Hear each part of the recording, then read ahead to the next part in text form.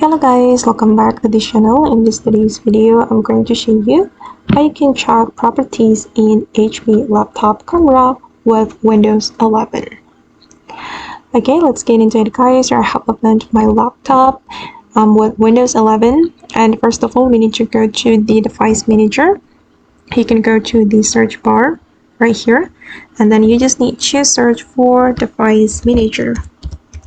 Just type in device manager like this, and we're going to open up this device manager, and then we're going to go to the cameras. You can double click on this cameras, and this is my camera in my HP laptop, and I'm going to right click on it, and then if you want to check properties, we just need to click on properties. Okay, and this is my HP laptop camera properties.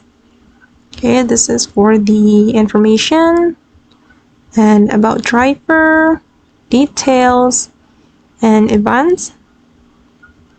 If you want to update the driver, you can go to the driver, and then you can select this option, and you'll be able to uninstall device as well, or disable device, and it's up to you guys. And I'm just going to click on OK. Okay guys, and that's all the way to check properties in HP laptop camera with Windows 11. I hope this tutorial will be useful for you. Thank you so much for watching, and bye.